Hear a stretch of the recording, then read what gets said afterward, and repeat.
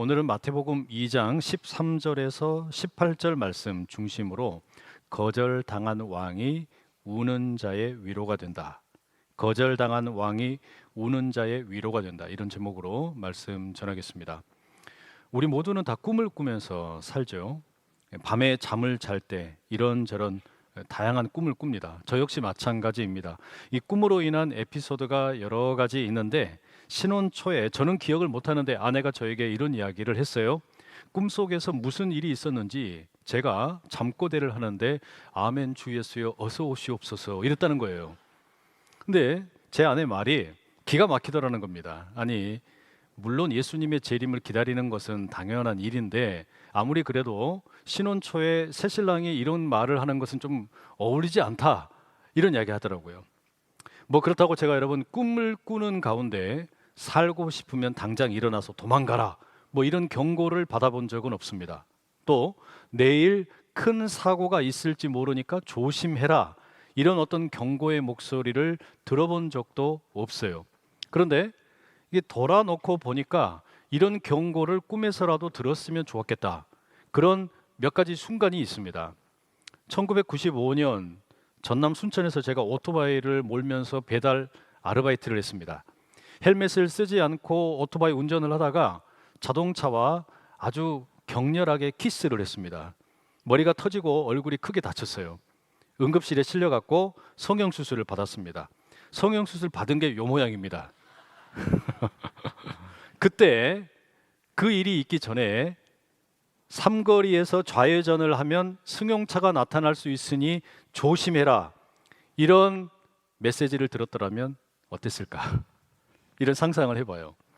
2009년 여름에 온 가족이 당시 유행하던 어느 국수집에 방문을 했습니다. 근데 돌이 안 된 아들이 국수를 들고 오는 종업원의 손을 당겨버렸어요. 그리고 그 뜨거운 국수 국물을 그대로 몸에 뒤집어 썼습니다. 화상을 입었어요. 그 일이 있기 전에 꿈에서 아들과 자리를 바꿔라 이런 경고의 메시지를 들었더라면 어땠을까? 그런 생각이 들어요. 만약에라도 꿈에서 그런 경고를 들었더라면 커다란 교통사고 당하지 않았을 수 있겠고 아들이 화상으로 인해서 고통당하는 일 피할 수도 있었겠죠. 여러분 역시 그런 생각 해보지 않으셨어요? 만약에 미리 내가 여기에 대해서 경고를 들었더라면 메시지를 들었더라면 피할 수 있지 않았을까 말입니다. 우리 인생에 중요한 결정을 내려야 할 때 있지 않습니까? 그럼 우리 간절하게 기도합니다. 하나님, 이 사업을 해야 합니까? 말아야 합니까? 하나님, 이 사람과 결혼해야 합니까? 하나님, 이 투자를 해야 합니까? 하나님, 이 학교를 가야 됩니까? 하나님, 이 직장을 옮겨야 됩니까? 뭐 이런저런 우리 고민하지 않습니까? 그럴 때마다 꿈속에서 천사가 나타나서 아주 작은 힌트라도 우리에게 들려준다면 얼마나 좋겠어요. 얼마나 확신 있게 이 미래를 살 수 있겠습니까? 현실은 어떻습니까? 하나님은 우리가 간절히 필요로 할 때에는 늘 한결같이 침묵하고 계시는 것 같아요. 내가 너무너무 필요할 때는 이상하게 아무런 말씀을 하지 않으십니다. 결국에 우리는 떨리는 마음으로 우리의 직관과 판단을 믿으면서 한 걸음 한 걸음 이 외로운 결정을 내립니다. 그러다가 일이 잘 풀리지 않으면 후회가 되죠. 아니 그때 누군가가 나에게 조언을 해줬더라면 꿈속에서라도 천사가 나타나서 뭐 한마디라도 말해줬더라면 얼마나 좋았을까 이런 생각이 든단 말이에요. 그런 생각을 가지고 오늘 본문에 나오는 요셉을 보십시오. 요셉은 그런 면에서 보면 아주 복이 터진 인물입니다. 위기가 닥칠 때마다 천사가 꿈에 나타나서 쪽집게 과외하듯이 피할 길을 가르쳐 줍니다. 지금 당장 일어나서 이집트로 떠나라. 지금 당장 일어나서 이스라엘로 돌아와라. 얼마나 부러운 메시지를 듣는지 모릅니다. 하지만 여러분, 조금만 더 깊이 생각해 보세요. 요셉이 받은 이 꿈의 안내라고 하는 것, 꿈을 통해서 경고를 듣는다라는 것, 여러분 이건 편안한 메시지가 아닙니다. 축복의 메시지가 아니에요. 날벼락 같은 통보죠. 밤에 잠을 잘 자고 있는데 갑자기 천사가 나타나서 소리를 지르면서 일어나라, 요셉아 일어나라, 마리아를 챙기고 아기 예수를 챙겨서 어서 빨리 도망가라. 여러분 이것은 그야말로 삶을 송두리째 흔들어 버리는 메시지이잖아요. 오늘은 바로 그와 같은 예기치 못한 요셉과 마리아와 아기 예수의 이 도피하는 경로, 도피하는 이야기를 통해서 우리가 매일같이 생각하는 영광스러운 이 성탄 뒤에 있는 숨겨진 낮아짐의 신비에 대해서 좀 살피려고 합니다. 동방 박사들이 한 별의 안내를 따라 베들레헴에 도착을 했습니다. 아기 예수님을 만났고 경배를 드립니다. 황금과 유향과 모략을 예물로 드렸습니다. 화려한 성탄의 장면입니다. 찬란한 별빛이 있고 그 천사들이 나타나서 노래를 부르고 얼마나 아름답습니까? 그런데 이 성탄의 화려한 불빛이 사라지기도 전에 이 베들레헴이 피비린내 나는 학살의 현장으로 변합니다. 헤롯이라고 하는 이 독재자가 자기 왕권을 위협하는 징조가 나타나게 되자 딱 한 명의 아기를 죽이기 위해서 베들레헴과 그 인근의 마을에 있는 모든 갓난 아이들을 다 죽여버려요. 너무나 잔인한 학살입니다. 극악무도한 범죄입니다. 여러분, 여기서 우리는 인류 역사의 가장 오래된 질문, 그리고 반복되는 신학적인 질문을 합니다. 하나님, 아니 이 아이들이 도대체 무슨 죄가 있습니까? 이 아이들은 너무나 순수하고 깨끗하고 너무나도 그저 무해한 그런 아이들인데 왜 이렇게 비극적인 희생을 당하게 만듭니까? 이런 비극을 왜 하나님은 허용하시는 겁니까? 우리가 이런 질문을 가리켜 신정론적인 질문이라고 부릅니다. 전능하고 선하신 하나님이 정말로 이 세상에 계신다면 어떻게 우리가 사는 현실에 악한 일이 이렇게도 많고 악한 놈들이 더 잘 되고 선한 사람들은 고통당하고 피해를 입을 수 있느냐? 울부짖는 탄식이에요. 하나님이 전능하지만 선하지 않으신 것이거나 하나님이 선하신데 전능하지 않으시기 때문에 이런 일이 있는 거 아니냐? 그렇지 않고서야 어떻게 우리 삶에 이토록 많은 고통과 악의 문제를 설명할 수 있느냐는 거죠. 마태복음은 헤롯이 그 갓난 아이들을 살해한 사건을 보고한 후에 17절과 18절에 이런 구절을 덧붙입니다. 함께 읽어보실게요. 시작. 이에 선지자 예레미야를 통하여 말씀하신 바 라마에서 슬퍼하며 크게 통곡하는 소리가 들리니 라헬이 그 자식을 위하여 애곡하는 것이라. 그가 자식이 없으므로 위로받기를 거절하였도다 함이 이루어졌느니라. 여러분, 이 말씀은 예레미야 31장 15절을 인용한 겁니다. 이 구절에 나오는 라헬이 누굽니까? 구약성경 창세기에 나오는 야곱의 둘째 부인이죠. 라헬은 요셉과 베냐민의 어머니였습니다. 하지만 자녀들이 자라는 것을 지켜보지 못하고 일찍 세상을 떠납니다. 그러니 이 창세기에 나오는 라헬을 생각을 하면 이 본문의 구절이 맞지가 않아요. 자녀의 죽음을 슬퍼한 만큼 오래 살지 못했기 때문입니다. 그러면 라마라고 하는 것은 어떤 장소입니까?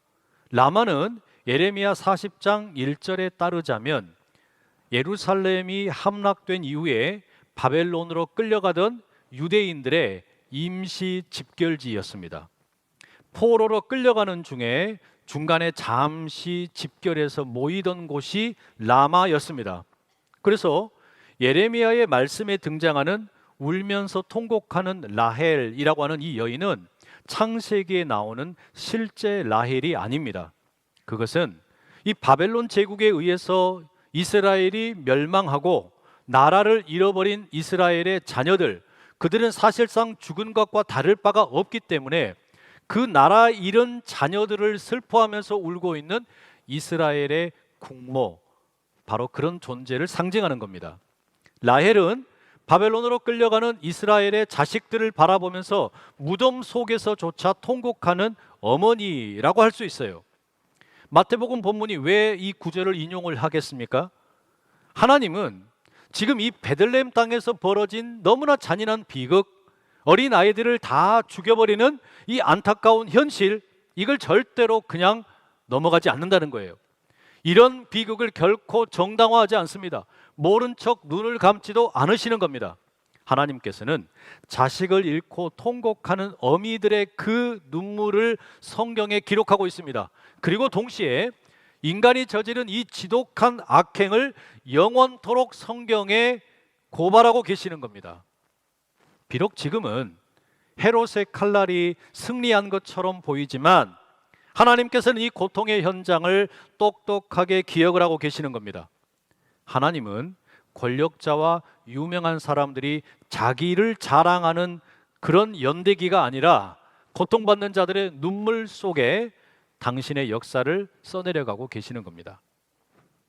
이런 점에서 여러분, 우리는 오늘 본문에서 요셉과 마리아 그리고 아기 예수님이 어떤 여정을 밟아가시는가, 이걸 좀 살펴볼 필요가 있어요. 다른 아이들은 다 죽었어요. 다른 애들은 너무나도 억울하게 희생을 당했습니다. 예수님만 홀로 베들레헴을 빠져나왔어요. 그러면 이 예수님은 혼자서 잘 먹고 잘 사는 거냐? 도대체 예수님은 이후에 어디로 가셨냐? 그 길을 한번 추적을 해보자는 이야기입니다. 오늘 본문의 앞뒤로는 4개의 지명이 있습니다. 이 4개의 지명을 종합을 해놓고 보면 아기 예수님과 요셉과 마리아 이 가족들의 여정은 그야말로 아래로 내려가는 내리막길입니다. 제일 먼저 베들레헴 2장 1절 이렇게 기록되어 있어요. 헤롯 왕 때에 예수께서 유대 베들레헴에서 나시매. 베들레헴은 예수님이 태어난 곳이죠. 그리고 구약 성경에 의하면 다윗이 태어난 곳이기도 합니다. 고향이에요. 다윗은 베들레헴에서 양들을 치던 목동이었습니다. 구약 성경 미가서 5장 2절은 베들레헴에서 메시아가 태어날 것이다 예언을 했습니다. 그리고 아기 예수를 죽이려고 했던 헤롯마저도 이곳이 메시아가 태어날 곳이라는 것을 확신하고 있었습니다. 자, 그렇다면 예수님께서는 베들레헴에서 왕으로 태어나셨어요. 이 땅에 왕으로 오셨습니다. 그러면 이제 예수님은 베들레헴에서 어디로 가셨을까요? 다른 아이들은 다 죽었는데 예수님은 이 베들레헴에서 어디로 피신을 가셨을까요? 당시 사회에서 정치와 경제의 중심지였던 예루살렘으로 가셨느냐? 아닙니다. 이집트 땅으로 가셨어요. 이집트는 여러 면에서 좀 모호한 땅입니다. 한편으로는 하나님께서 출애굽을 통해 백성들을 구출하셔야 했던 억압의 장소입니다. 동시에 때때로 이집트는 피난처가 되기도 했습니다. 한편 여러분, 예수님이 이집트로 피난을 가셨다는 것 자체는 상당 부분 아이러니입니다. 왜 그런 거 하니, 우리가 잘 아는 것처럼 출애굽기 서론에 보면 아주 나쁜 왕 파라오가 이집트 땅에 살고 있던 이스라엘의 남자 아이들을 몽땅 죽여버립니다. 학살을 하죠. 그런데 이제는 아기 예수님과 요셉과 마리아 이 가족이 베들레헴의 아기들을 죽이려는 위협을 피해서 이집트로 도망을 갑니다. 그러니 아이러니하죠. 자, 그러면 예수님께서는 이집트 땅에서 완전히 정착을 하시느냐? 그렇지 않습니다. 천사가 요셉에게 또 찾아갑니다. 꿈에 나타나서 지시를 내립니다. 헤롯이 죽었으니 이제 다시 이스라엘로 올라가라. 지시를 하셨어요. 그러나 이번에도 수도 예루살렘이 아닙니다. 세 번째로 예수님이 가는 곳은 갈릴리입니다. 북쪽의 갈릴리예요. 갈릴리는 한때 이스라엘 북왕국의 일부분이었습니다. 하지만 아시리아에 의해서 멸망을 당한 이후에는 한 번도 제대로 회복이 되지 못했어요. 오히려 이방인들이 많이 거주하는 곳이 되었고, 그래서 갈릴리를 가리켜 흔히 이방의 갈릴리라고 불렀습니다. 이스라엘의 정통성을 계승했다라고 주장하는 이 남쪽 땅에 유대에 살고 있는 유대인들은 갈릴리 지역에 있는 유대인들을 깔봤습니다. 그들이 가장 미워했던, 가장 혐오했던 사마리아인들보다 아주 조금 나은 정도라고 생각을 했어요. 요한복음 7장 41절에 의하면 예수님이 그리스도이심을 의심하는 사람들이 이렇게 말합니다. 그리스도가 어찌 갈릴리에서 나오겠느냐? 무슨 이야기예요? 갈릴리라고 하는 이 동네 자체를 비하하는 거죠. 갈릴리는 절대로 좋은 인물이 나올 수 없는 곳이다, 비하하는 겁니다. 그러니 여러분, 메시아가 되기를 원하는 인물이라면 당연히 갈릴리에 정착을 하면 안 됩니다. 자신의 경력을 관리할 생각이라면 갈릴리보다는 훨씬 더 정통성 있는 유대 지역으로 가야죠. 예루살렘으로 가야 마땅합니다. 그런데 예수님의 여정은 이게 끝이 아니에요. 갈릴리 중에서도 어디로 가시냐? 베들레헴에서 이집트로 갔다가 이집트에서 갈릴리로 갔다가 갈릴리에서 어디로 가시냐? 갈릴리 안에 있는 나사렛이라는 동네에 정착을 하십니다. 이 나사렛은 훨씬 더 형편없는 곳입니다. 인구가 한 500명 정도 되는 전형적인 농촌 시골 마을입니다. 이게 너무 보잘것이 없어서 한때 일부 역사학자들이나 이 고고학자들은 나사렛이라고 하는 지역이 진짜로 있었을까 의심할 정도였습니다. 심지어 여러분, 요한복음 1장에 보면 빌립이 나다나엘을 찾아가서 말합니다. 내가 메시아를 만났다. 메시아가 누구냐면 요셉의 아들이요 나사렛의 예수다, 이렇게 말합니다. 그랬더니 나다나엘이 답변을 이렇게 합니다. 나사렛에서 무슨 선한 것이 날 수 있느냐? 비아냥거리는 거죠. 나사렛이라는 지역에서 어떻게 인물이 나느냐? 그건 불가능하다. 이 표현 자체가 당시 사람들이 가지고 있던 나사렛이라는 동네에 대한 정서가 반영이 된 거죠. 이게 제가 가만히 생각을 해보니까요, 마치 안산에 사는 분들이 소개를 할 때 어디 사십니까? 라고 물으면 안 산다 하면서 사는 안산에 삽니다, 뭐 이런 이야기 하잖아요. 그런 어떤 자조적인 표현들이 좀 있잖아요. 저는 이런 표현을 극도로 혐오합니다. 전혀 동의하지도 않습니다. 아니, 안산이 얼마나 살기 좋은 도시인데 이런 지역 혐오적인 표현을 씁니까? 여러분들도 다 동의하시죠? 아무런 반응이 없는 거 보니까 이거 큰일 났네요. 이거 우리 시장님이 이거 생각을 많이 하셔야 되겠는데. 여하튼 여러분, 예수님 당시의 나사렛이 지금 우리가 살고 있는 이 안산과 같은 그다지 달갑지 않은 이 명성을 가지고 있었다는 이야기예요. 그럼 여러분, 예수님의 이 여정을 보세요. 베들레헴에서 별의 반짝임 가운데 천사들이 노래를 부르면서 그야말로 이 땅의 왕으로 오셨는데, 그 다음에 이어지는 행보가 어떻습니까? 나사렛으로 가가지고 그 깡시골에 처박혀 있는 그런 삶을 살게 되는데요. 시작은 창대했으나 나중은 미약한 거 아닙니까? 아니, 보통은 처음은 미약해도 나중은 창대해야 되는데, 지금 이 예수님의 이동 경로를 보면 시작은 화려했으나 나중은 완전히 꼬라박은 거예요. 이를테면 서울의 강남에서 출발을 했는데 망했어요. 경기도로 이사 왔어요. 거기서 또 망했어요. 또 시골로 갔어요. 거기서 또 망했어요. 그래가지고는 완전히 어디 시골 깡촌에 들어가가지고 나는 자연인이다 하고 있는 거 아닙니까? 지금 예수님의 경로가 그렇다는 이야기예요.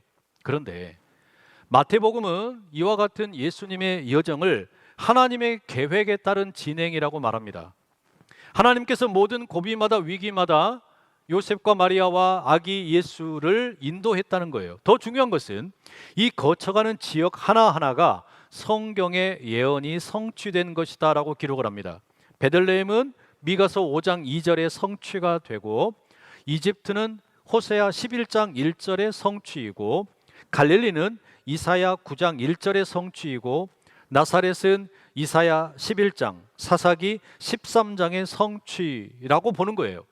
결국에 여러분, 아기 예수님의 이 모든 이동 경로라고 하는 것은 성경의 예언이 성취된 사건이라는 겁니다. 여기다 더하여서 훨씬 더 중요한 메시지가 하나 있어요. 그게 뭐냐? 베들레헴에서 출발해가지고 이집트와 갈릴리를 거쳐서 나사렛으로 이동을 하신 예수님, 이것은 이 예수님의 이동 경로 자체가 예수님이 누구냐, 예수님이 어떤 메시아이냐, 이거를 보여주는 거라는 겁니다. 단적으로 말씀을 드리면 예수님은 이 땅에 왕으로 오셨는데, 그러나 웅장함과 위대함으로 자기를 뽐내는 그런 왕이 아니라 도리어 비천하고 겸손한 곳으로 찾아가신다는 겁니다. 예수님이 왕으로 오셨으니까 그러면 이 세상의 왕들을 벌벌 떨게 만드실 줄 알았는데, 무릎을 꿇게 만드실 줄 알았는데, 오히려 예수님께서는 지극히 무력하고 취약하고 연약한 사람들의 이웃이 되기 위해 찾아가셨다는 거예요. 이게 여러분 예수님의 여정에 나타난 반전입니다. 아니 왕인 줄 알았는데, 이 땅의 모든 것을 다스리시고 통치하는 왕인 줄 알았는데, 예수님의 가는 길을 보니까 도리어 가난한 자들과 연약한 자들의 이웃이 되려고 가셨다는 거죠. 이게 반전이죠. 여러분, 이게 우리가 믿고 따르는 왕의 행보입니다. 베들레헴이라고 하는 반짝이는 황금빛 무대에서 시작을 했는데, 나사렛이라고 하는 먼지 나는 시골로 찾아가시는 거예요. 여러분, 왜 하나님께서 이렇게 예수님을 인도하셨을까요? 예수님이 우리와 똑같이 연약한 인간이 되셨을 뿐만 아니라 그 중에서도 가장 낮고 소외된 자들의 형제가 되기 위해서 그런 겁니다. 그래서 예수님은 내려가고 또 내려가신 거예요. 예수님은 궁궐의 메시아가 아니라 난민들의 메시아, 소외된 자들의 친구로 우리 곁에 오셨습니다. 그래서 이런 질문 한번 드려보고 싶어요. 예수님께서 만약에 이 땅에 다시 오신다면, 굳이 성탄절이 아니라도 오늘 예수님이 우리에게 다시 오신다면 어디를 제일 먼저 찾아가실까요? 예수님이 제일 먼저 찾아갈 곳이 어떤 곳일까요? 아무리 생각을 해도 화려한 곳은 아니에요. 아무리 생각을 해도 청와대는 아니에요. 아무리 생각해도 으리으리한 건물은 아니에요. 가장 낮은 곳으로, 가장 외롭고 힘든 사람들 곁으로 먼저 가실 겁니다. 길거리를 배회하는 홈리스들에게, 삶을 포기하고 한강 다리 난간을 오르려는 사람들에게, 장애를 가진 자녀를 돌보느라 눈물이 마르지 않는 부모들에게, 전쟁과 자연재해로 보금자리를 잃어버린 난민들에게, 아마 우리 예수님은 그런 자들에게 제일 먼저 찾아가실 겁니다. 우리 교회에 제일 먼저 찾아오시면 좋겠지만 그렇지 않으신다고 해도 이해할 수 있습니다. 아쉬워할 필요가 없어요. 왜냐하면 예수님은 지극히 작은 자에게 가장 먼저 찾아가실 분이기 때문입니다. 그러면 우리는 어떻게 하면 좋을까요? 우리는 이렇게 좋은 건물에서, 화려한 곳에서 예배를 드리는데 우리는 어떻게 하면 좋을까요? 예수님이 가장 먼저 찾아가실 만한 곳, 예수님의 눈길이 가장 먼저 미치는 곳, 바로 그곳을 우리가 함께 바라볼 수 있다면, 예수님의 마음으로 섬길 수 있다면 얼마나 좋겠습니까? 그렇게 준비한다라는 게 어떤 걸까? 어떻게 해야 그렇게 준비가 될까? 요셉이라는 인물의 이 순종을 통해서 한번 살펴보면 좋겠습니다. 요셉의 인생은 참 기구합니다. 마리아라는 여인과 약혼을 했어요. 그런데 혼전 임신을 했어요. 그런데 성령이 나타나셔서 요셉아, 너의 약혼녀 마리아 데려오기를 겁내지 말아라. 이 뭔 뚱딴지 같은 이야기입니까? 그런데 그걸 그대로 수긍을 합니다. 그리고 베들레헴에 가서 이제 마리아가 아기를 낳았어요. 그랬더니 또 천사가 나타나서 말합니다. 요셉아, 어서 다 버리고 이집트로 도망가라. 또 수긍을 해요. 이집트 땅에서 이제 살만합니다. 또 천사가 나타나가지고 요셉아, 마리아랑 아기를 데리고 이집트에서 이스라엘로 돌아가라. 그때마다 일어나서 밤중에 짐을 싸고 돌아갑니다. 여러분, 이런 천사의 메시지를 들었을 때 요셉이 어떻게 반응을 했을까요? 와, 이것은 그야말로 미가 예언서의 말씀이 성취되는 그야말로 너무나 멋진 길이구나. 와, 이것은 호세아의 말씀이 성취되는 너무나 영광스러운 길이구나. 나는 아주 기쁘게 깔끔하게 품위 있게 순종해야지. 이렇게 했겠어요? 이렇게 했겠냐고요? 택도 없을 겁니다. 아니었겠죠. 천사가 꿈에 나타날 때마다 두려웠을 거예요. 이번에는 또 무슨 일로 찾아오셨나? 이번에는 또 무슨 일로 찾아오셨나? 두렵고 떨렸겠죠. 벌벌 떨면서 아내를 지키기 위해, 아기를 지키기 위해 필사적으로 밤길을 걷고 걸었을 겁니다. 그랬겠죠. 우리 인생도 마찬가지예요.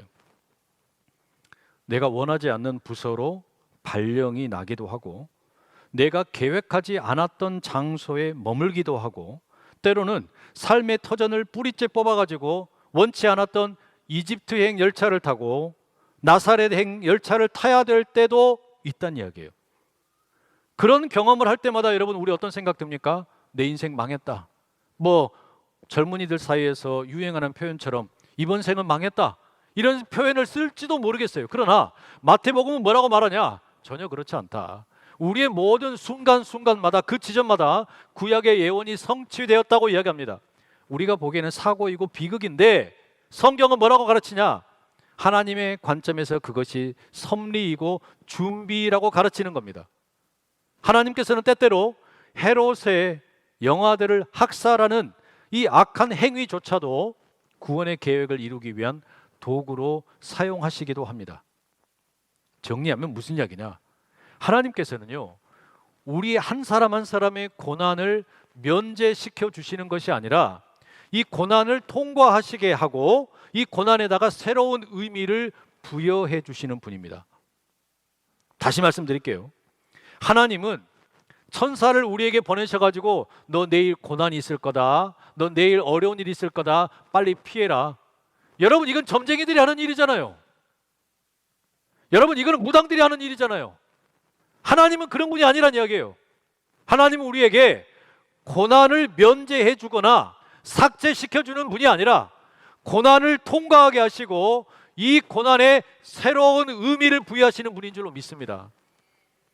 인생의 고난이 삭제되거나 미리 예방되는 게 아니라 새로운 의미로 해석되는 경험, 고난을 새롭게 해석할 수 있도록 이끄시는 하나님, 이 하나님을 만난다는 거, 여러분, 그때 우리가 뭘 깨닫게 되는 줄 아세요? 그때 비로소 예수님의 시선이 어디를 향하고 있는지, 예수님의 손과 발이 어디로 향하고 있는지 우리가 깨닫게 돼요. 쉽게 말하면 과부의 심정은 과부가 알아요. 호레비 심정은 호레비가 알아요. 눈물 흘려본 사람이, 아파본 사람이, 암과 투병해본 사람이 암 환자들의 애환을 안다는 이야기예요. 그래서 눈물 흘리는 자리, 아픈 자리, 고통이 있는 자리, 이것을 관통해 가면서 이것을 단순한 저주나 이유 없는 그저 상한 심령으로만 받아들이는 게 아니라 이것에 담겨있는 새로운 의미를 발견하는 사람, 그들이 뭘 볼 수 있는 겁니까? 더 밑바닥에 있는 사람들을 볼 수 있는 눈이 열린다는 이야기예요. 그래서 동병상련, 나처럼 아픈 사람 어디 있나 손을 내밀 줄 알게 되고, 나처럼 지금 마음 아픈 사람 어디 있나 찾아가서 위로의 말 건넬 수 있게 된다는 이야기입니다. 그래서 우리가 고통받는 이웃을 찾아갈 때 사실 여러분, 그곳에서 우리를 먼저 기다리고 계시는 예수님을 만납니다. 선교를 가보면 이걸 너무나도 우리가 크게 느껴요. 선교지를 가면 우리가 가서 뭘 돕는 게 아니고요, 그 땅에서 이미 일하고 계시는 하나님을 만난단 말이에요. 그 하나님을 만나면서 깨닫는 게 뭡니까? 내가 이들을 도와주러 온 게 아니라 이분들 속에서 역사하시는 하나님을 통해 내 영혼이 새로워지는 걸 경험해요. 성도 여러분, 오늘 우리는 화려한 왕관을 쓴 예수가 아니라 헤롯의 칼날을 피해서 비겁하게 도망치는 것 같고 나사렛에 비참하게 숨어서 사는 예수를 만납니다. 혹시 여러분 1년의 삶을 돌아보니까 1월 달에는 베들레헴의 찬란한 영광으로 시작을 했는데 이 12월 마지막에 보니까 내가 나사렛이 되어버렸다. 내 건강이 1월 달에 건강했는데 12월 달에 형편없어져 버렸다. 내 사업장이 1월 달에는 괜찮았는데 12월 달 돼가지고 돌아보니까 거의 망하기 직전이다. 이런 생각 드는 분들 계세요? 남들에게 말하기 너무나 부끄럽다. 아무리 노력을 해도 이 구석진 자리에서 벗어날 수가 없다. 강남에서 출발했는데 어쩌다 보니까 내가 나는 자연인이다가 되어버렸다. 하나님 저를 잊으셨습니까? 왜 저를 버리십니까? 이런 질문하는 분들 계실 수 있잖아요. 우리가 타고 있는 열차가 목적지를 이탈해가지고 이집트 행으로, 나사렛 행으로 이렇게 가고 있다고 느껴질 때 여러분 그때 기억할 게 있어요. 그게 뭐냐? 내가 타고 있는 이 열차의 기관사는 여전히 하나님이시고 이 열차의 가장 앞자리에는 이미 나사렛을 경험하신 예수님이 앉아 계시는 줄로 믿습니다. 우리의 이탈해버린 그 경로, 이집트가 되었든 나사렛이 되었든 우리의 왕이신 예수님이 바로 그곳에 계시고 우리를 기다리고 계시는 줄로 믿습니다. 예수님은 예루살렘의 왕궁이 아니라 나사렛의 목공소에 계셨어요. 하나님께서는 가장 낮은 곳에서 울고 있는 당신의 자녀들을 결코 홀로 내버려 두지 않습니다. 우리가 이해할 수 없는 방식으로, 심지어 우리의 고통과 눈물까지도 재료로 삼으셔서 하나님의 역사를 이루어내실 줄로 믿습니다. 비록 여러분 우리 귀에 요셉이 경험했던 것처럼 꿈속의 천사의 목소리는 들리지 않아도 어떤 형편이 되었든 나사렛 예수께서 우리가 살아가는 인생의 나사렛에 동행하시고 위로자가 되신다는 사실을 믿으실 수 있기를 축복합니다. 그분이 우리의 울음을 위로로 바꾸시고 우리의 비천함을 영광으로 바꾸어 주실 줄로 믿습니다. 함께 기도하겠습니다. 사랑하는 주님, 거절당한 왕으로 이 땅에 오셔서 우는 자들과 함께 울어주신 예수님을 찬양합니다. 우리 인생의 나사렛 같은 자리에서도 주님이 기억하시고 동행하심을 붙듭니다. 고난을 면제해 주시기보다 그 길을 통과하게 하시고 새로운 의미를 주시는 주님의 뜻을 신뢰하게 하옵소서. 오늘도 낮은 곳에 먼저 찾아가시는 주님의 마음 배우게 하시고 그 마음으로 스스로와 이웃을 바라보며 섬기게 하옵소서. 예수 그리스도의 이름으로 기도드립니다. 아멘.